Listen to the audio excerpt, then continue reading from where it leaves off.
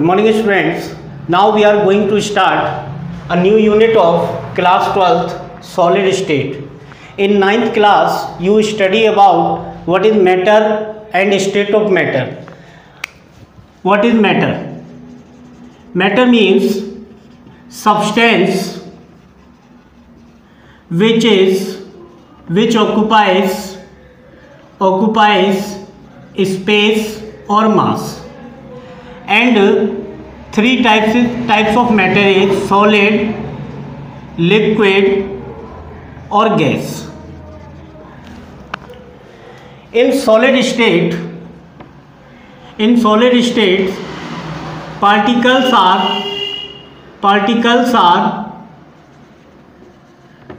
tightly held by strong electrostatic force.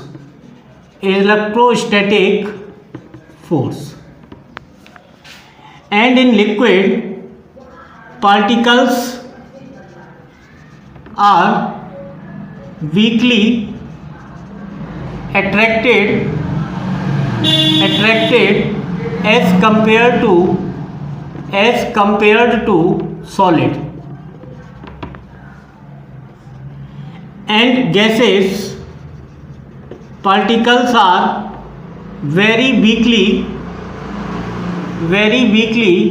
attracted with each other.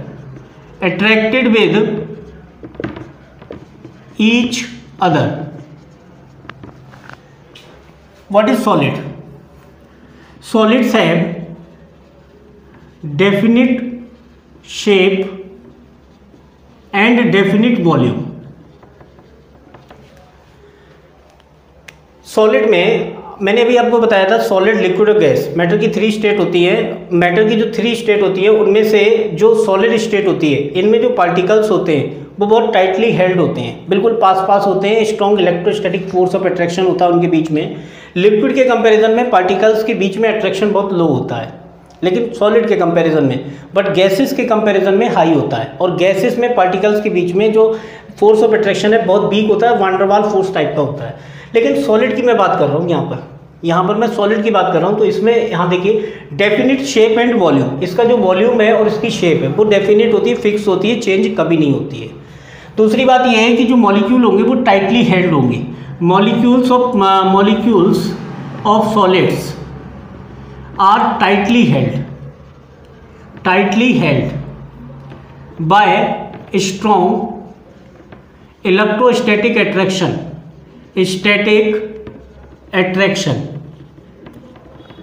तो ऐसा होता है बेटे, जो मॉलिक्यूल्स होते हैं सॉलिड के उनमें स्ट्रॉन्ग इलेक्ट्रोस्टैटिक अट्रैक्शन होता है. मॉलिक्यूल्स के बीच में स्ट्रॉन्ग फोर्स ऑफ अट्रैक्शन होगा, इलेक्ट्रोस्टैटिक भी होता है और स्ट्रॉन्ग उसमें कोवेलेंट बॉन्ड फोर्स भी होता है और भी बहुत सारे फोर्सेस होते हैं जो इन मॉलिक्यूल्स के बीच में dispersion force, London force type के जो फोर्सेस होते हैं वो मॉलिक्यूल्स के बीच में होते हैं. और अगर मॉलिक्यूल के बीच में फोर्सेस ज़्यादा होंगे तो इनका जो मेल्टिंग बॉइलिंग पॉइंट होगा, यानी कि melting and boiling point in solids are very high. ये कैसा होता है? बहुत हाई होता है, वेरी हाई. ठीक है.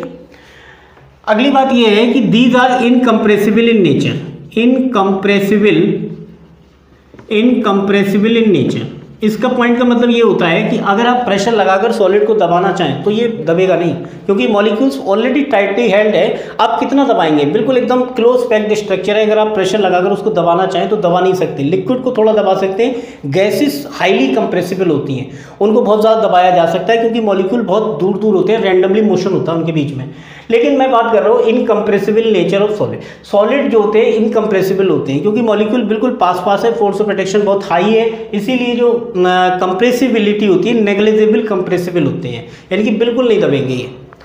तो सॉलिड जो होते हैं वो 2 टाइप्स के होते हैं. पहली बात मैं जो कर रहा हूँ, all solids are of 2 type. First one is crystalline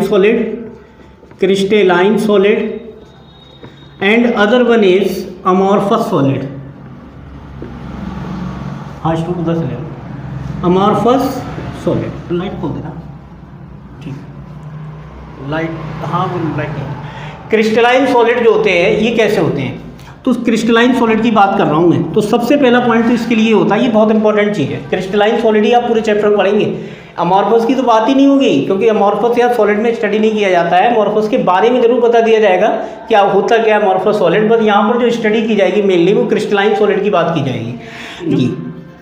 closed packed structure, close packed structure का मतलब क्या होता है, 3D स्ट्रक्चर होती है, यानी कि जो मॉलिक्यूल्स हैं वो एक के ऊपर एक मॉलिक्यूल्स होते चले जाएंगे, यानी कि मॉलिक्यूल्स जो होंगे वो 3D स्ट्रक्चर, जो स्ट्रक्चर दिखाई देगी वो 3D स्ट्रक्चर दिखाई देगी।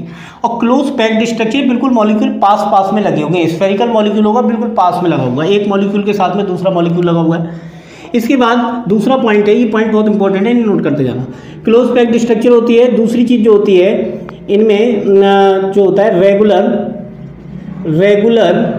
अरेंजमेंट ऑफ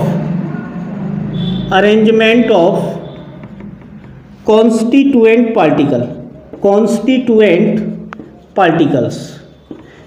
पार्टिकल्स का जो अरेंजमेंट होगा ये कैसा होगा, रेगुलर अरेंजमेंट होगा। रेगुलर का मतलब ये होता है कि जैसे मान लीजिए ये मेरे पास मॉलिक्यूल है, इस तरीके से मैं मॉलिक्यूल को बना रहा हूँ। अब ये मॉलिक्यूल मैं इस तरीके से बना रहा हूँ। अब देखिए ये स्ट्रक्चर इसकी कैसी है, 2 डायमेंशनल है। अगर इसके ऊपर मैं एक लेयर लगा दूंगा तो 3D हो जाएगी। तो यहाँ पर क्या होता है, जैसे मान लीजिए मैं यहाँ पर ए बी, यहाँ पर मैंने क्या ले लिया, बी ए। अब ये रेगुलर अरेंजमेंट कैसे है, क्योंकि ए के बाद क्या रिपीट हो रहा है, बी के बाद फिर ए आ गया, फिर बी आ गया, फिर ए, फिर बी, ये एक रेगुलर पैटर्न बन रहा है, इसको बोलते हैं रेगुलर अरेंजमेंट। तो इनमें पार्टिकल्स का क्या होता है, regular arrangement of constituent particles. तो पार्टिकल्स का इसमें रेगुलर अरेंजमेंट होता है। नेक्स्ट बात ये है कि इनका रेगुलर अरेंजमेंट होगा, और ये regular arrangement long range order में होता है, यानी कि ये जो ऑर्डर है ये लॉन्ग डिस्टेंस तक फॉलो किया जाता है। इसका मतलब ये कैसे होते हैं, लॉन्ग रेंज ऑर्डर होते हैं, लॉन्ग रेंज ऑर्डर। इनमें क्या होता है, लॉन्ग रेंज ऑर्डर होता है इनमें। लॉन्ग रेंज ऑर्डर का मतलब ये होता है कि जो ये पैटर्न है, ये पैटर्न बहुत लॉन्ग डिस्टेंस तक ये पैटर्न फॉलो किया जाएगा, तो लॉन्ग रेंज ऑर्डर होता है। दूसरी बात ये है कि इनमें जो होता है, जो क्रिस्टलाइन सॉलिड है, इनमें high melting and boiling point होता है, क्योंकि ये मॉलिक्यूल एक रेगुलर उसमें है, पैटर्न में है, तो ये मॉलिक्यूल्स के बीच में अट्रैक्शन भी बहुत हाई होगा। अगर मान लीजिए सपोज करिए ए के बाद ए आ जाता, तो सेम टाइप के मॉलिक्यूल में ए बी टाइप के मॉलिक्यूल्स के कंपैरिजन में लो अट्रैक्शन होता, तो इनमें हाई अट्रैक्शन होता है। तो देखा ये गया है कि इनका जो मेल्टिंग पॉइंट होता है क्रिस्टलाइन सॉलिड्स का, इनका जो मेल्टिंग पॉइंट होता है ये इनके एमॉर्फस सॉलिड के कंपैरिजन में हाई होता है। नेक्स्ट बात जो बहुत इंपॉर्टेंट है, दे आर एनआइसोट्रॉपिक इन नेचर। ये बहुत इंपॉर्टेंट पॉइंट है, ये पूछा गया बोर्ड में, एनआइसोट्रॉपिक इन नेचर। इस पॉइंट का क्या मतलब होता है इसको मैं बताता हूँ आपके लिए। तो इसको मैं थोड़ा सा यहाँ से हटा दे रहा हूँ। इसका मतलब ये होता है कि जैसे मान लीजिए ये पार्टिकल्स हैं, ये पार्टिकल्स मैं बना रहा हूँ यहाँ पे इस तरीके से, ये पार्टिकल मैंने जमा दिए, ये मॉलिक्यूल मैंने यहाँ पर स्फेरिकल जमा दिए, A B A B A B A B A B A B A B A B A B A B A B A B. अब इसमें होता क्या है, इसका मतलब क्या है एनाइसोट्रॉपिक का। एनाइसोट्रॉपिक मीन्स होता है different properties in different direction,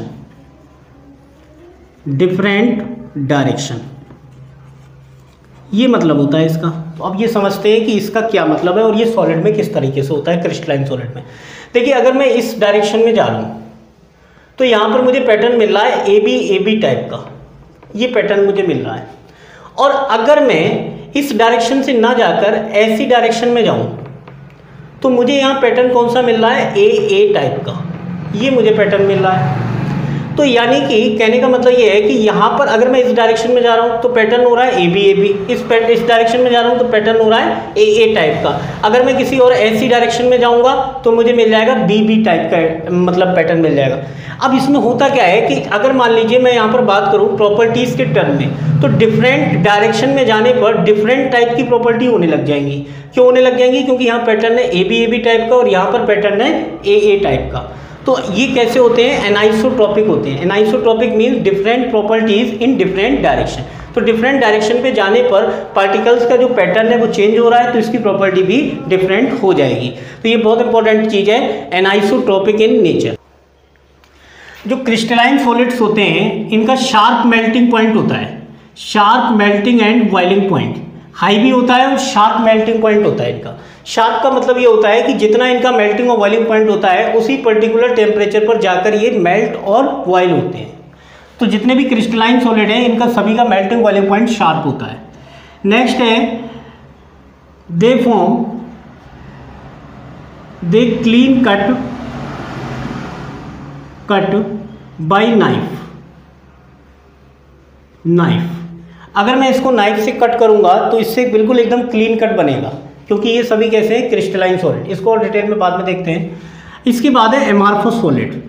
देखिए जो एमॉर्फस सॉलिड होते हैं, एमॉर्फस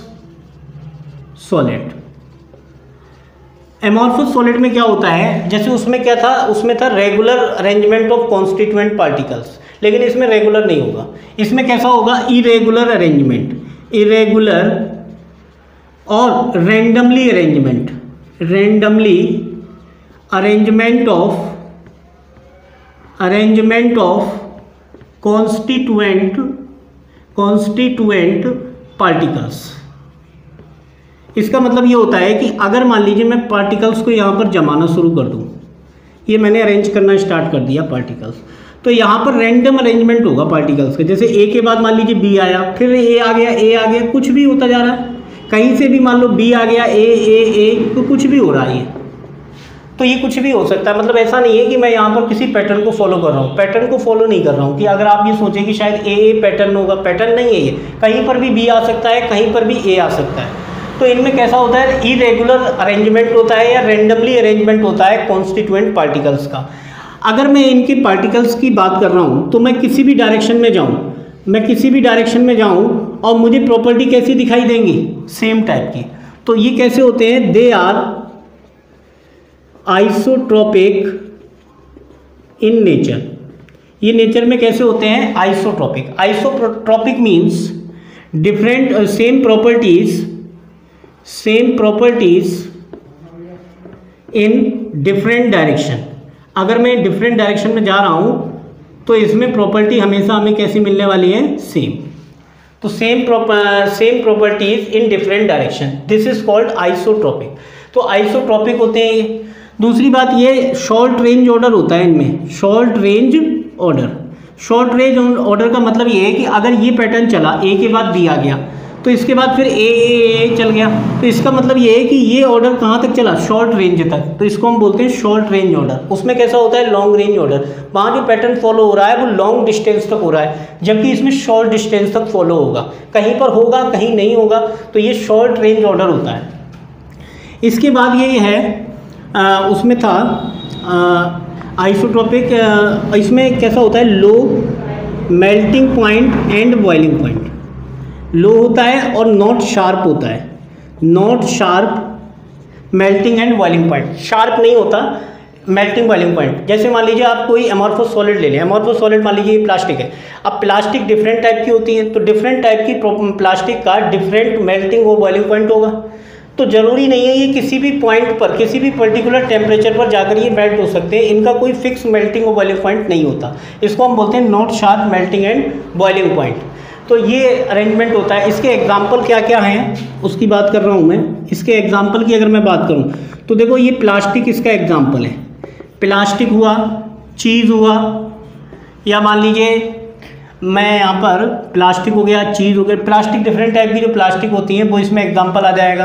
चीज़ आ जाएगा, रबर आ जाएगा। इसके बाद गिलास आ जाएगा। गिलास क्या होता है, super cooled liquid. Super cooled liquid, ये होता लिक्विड ही है लेकिन बहुत कूल किया जाता है, तब ये इसको हम बोलते हैं सुपर कूल्ड लिक्विड। तो गिलास भी इसमें ही आता है एग्जाम्पल। एमॉर्फस सॉलिड होता है, देखने में ये सब एमॉर्फस, और इनमें 3D स्ट्रक्चर नहीं होती है। जैसे कि क्लोज पैक्ड स्ट्रक्चर थी क्रिस्टलाइन सॉलिड में, लेकिन इसमें क्लोज पैक्ड स्ट्रक्चर नहीं होती है एमॉर्फस सॉलिड। इनमें बस इतना ही होता है। In types of crystalline solid, first is molecular solid. Molecular solid in molecular solid constituent particles are molecules। इसका मतलब मॉलिक्यूलर सॉलिड के अंदर जो कॉन्स्टिट्यूएंट पार्टिकल्स हैं वो क्या है, molecule. They are further divided, first is non polar molecular solid. In non polar molecular solid constituent particles are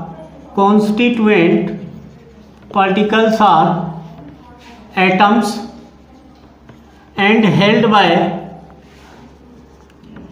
weak dispersion force or London force। they are soft। अब जो non polar molecular solid होते हैं ये इनमें constituent particles होते हैं atoms, और ये एटम जो आपस में वाइंड होते हैं वो वीक डिस्पर्सन फोर्स और लंदन फोर्स से वाइंड होते हैं, और ये कैसे होते हैं, सॉफ्ट होते हैं। और इसके एग्जांपल क्या हैं, एग्जांपल इसके नॉन पोलर मॉलिक्यूलर सॉलिड के हैं, जैसे मान लीजिए bromine solid, hydrogen H2 solid, Cl2 solid, ये सभी क्या हैं, हमारे नॉन पोलर मॉलिक्यूलर सॉलिड होते हैं। इसके बाद सेकंड जो होता है वो होता है पोलर मॉलिक्यूलर सॉलिड। अब जो पोलर मॉलिक्यूलर सॉलिड होते हैं इनमें जो कॉन्स्टिट्यूएंट पार्टिकल्स हैं, constituent particles are polar molecules and held by weak dipole interaction.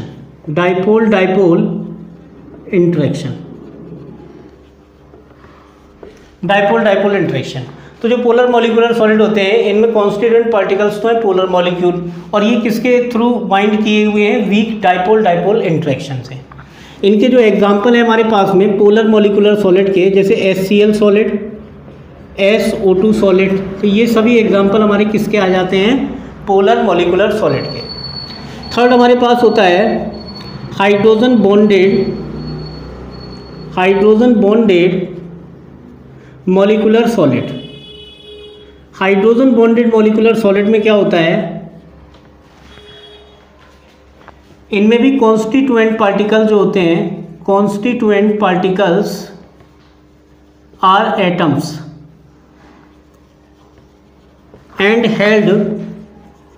And atoms held by strong hydrogen bond force। जैसे मान लीजिए आपने देखा होगा हाइड्रोजन बॉन्ड आपने पढ़ा है 11th क्लास में। जैसे मान लीजिए H2O की मैं बात करूं, H2O सॉलिड मतलब आइस की बात करूं, तो यहाँ पर क्या होता है, हाइड्रोजन और हाइड्रोजन इनके बीच में क्या होता है, इस तरीके से H बॉन्डिंग होने लग जाती है। तो H बॉन्डिंग होने की वजह से ये H बॉन्डिंग अदर फोर्सेस के कंपैरिजन में स्ट्रॉन्ग होती है। तो ये जो सॉलिड होते हैं इनको हम बोलते हैं हाइड्रोजन बॉन्डेड मॉलिक्यूलर सॉलिड इसलिए बोल रहे हैं क्योंकि इनमें पार्टिकल्स क्या हैं, मॉलिक्यूल है, और हाइड्रोजन बॉन्डेड इसलिए बोल रहे हैं क्योंकि इनके बीच में क्या होता है, हाइड्रोजन बॉन्ड। तो इनमें हाइड्रोजन बॉन्ड होता है, ये पोलर मॉलिक्यूलर सॉलिड है, देखकर पहचाने जा सकते हैं क्योंकि ये पोलर मॉलिक्यूल है। HCl की इलेक्ट्रोनेगेटिविटी हाई होती है हाइड्रोजन के कंपैरिजन में, तो ये पोलर हो जाएगा। SO2 में भी पोलर मॉलिक्यूल है क्योंकि सल्फर की इलेक्ट्रोनेगेटिविटी ऑक्सीजन के कंपैरिजन में कम होती है, तो यहाँ पर भी ये पोलर मॉलिक्यूल हो जाए, ये पोलर मॉलिक्यूल है। नॉन पोलर आप सीधे मॉलिक्यूल को देख लीजिए, मॉलिक्यूल को आइडेंटिफाई कर लीजिए, उसके हिसाब से आपका ये मॉलिक्यूलर सॉलिड होते हैं। मॉलिक्यूलर सॉलिड में कॉन्स्टिट्यूएंट पार्टिकल्स तो होते हैं मॉलिक्यूल, और इनके बीच में जो फोर्सेस लगते हैं वीक फोर्सेस होते हैं, ज़्यादा स्ट्रॉन्ग फोर्सेस नहीं होते, हम इसको बोलते हैं मॉलिक्यूलर सॉलिड। इसके बाद नेक्स्ट है हमारे पास, नेक्स्ट है बी, हमारे पास है आयोनिक सॉलिड। इन आयोनिक सॉलिड्स constituent particles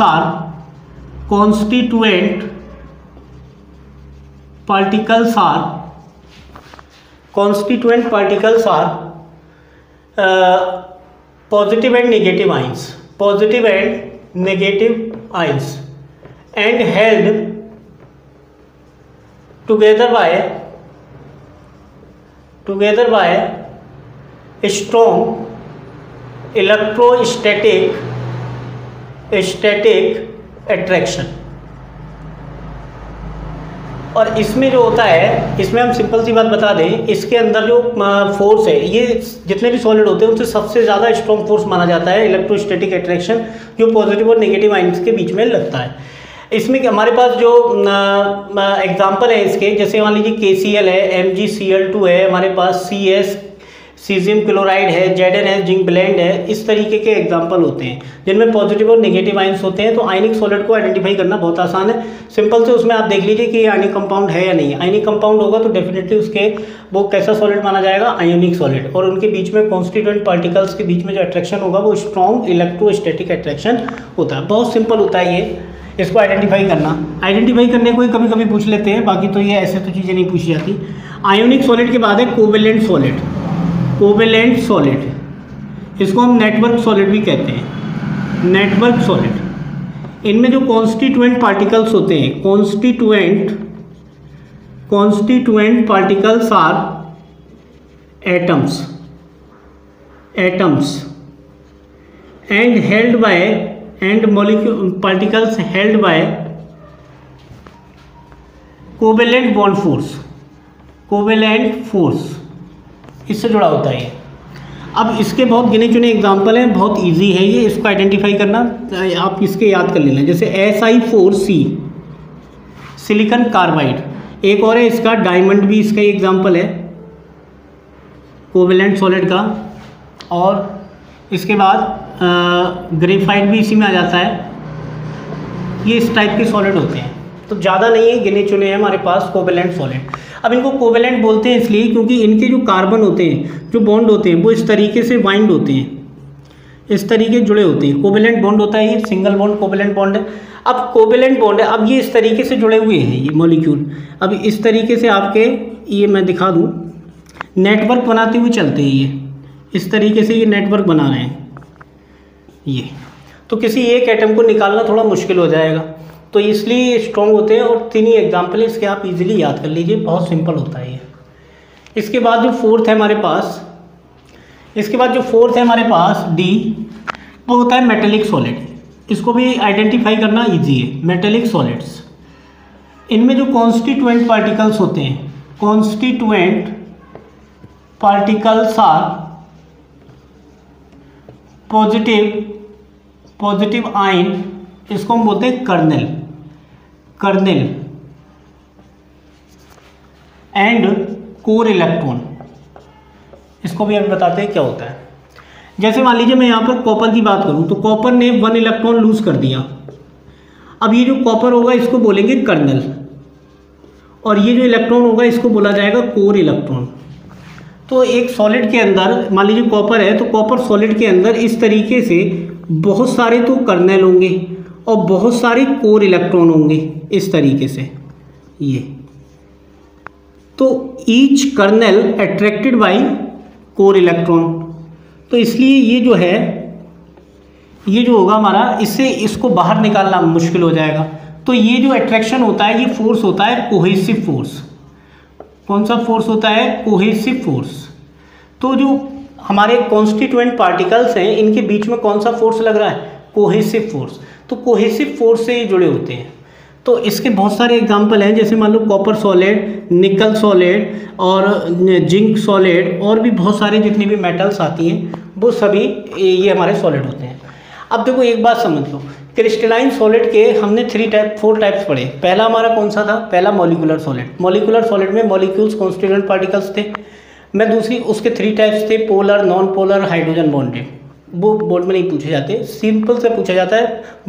उसको मॉलिक्यूल्स को देकर ये पूछा जाता है इसमें से ये कौन से किस टाइप का सॉलिड है। तो मॉलिक्यूलर सॉलिड में कॉन्स्टिट्यूएंट पार्टिकल्स मॉलिक्यूल होंगे। उसके बाद हमारे पास दूसरा था कोवेलेंट, जो कोवेलेंट सॉलिड जिसको नेटवर्क सॉलिड बोला था। तो उसमें 3 एग्जाम्पल थे, सिलिकॉन कार्बाइड का, ग्रेफाइट और डायमंड का था। उसके बाद हमारे पास आया मेटेलिक सॉलिड। तो मेटेलिक सॉलिड को भी आइडेंटिफाई करना सिंपल है, क्योंकि इनमें क्या होगा? मेटल्स होंगी। तो कॉपर, जिंक जो सॉलिड मेटल्स होती हैं उनकी बात होती है। और अगर मैं बात करूं आयनिक सॉलिड की, तो उसमें आयनिक कंपाउंड होगा, जैसे NaCl है, KCl है, MgCl2 है, ZnS है, एक्सेट्रा। तो इनको आइडेंटिफाई करना बहुत ज़रूरी था। तो ये आइडेंटिफाई मैंने कर दिए। ये बहुत सिंपल टॉपिक है,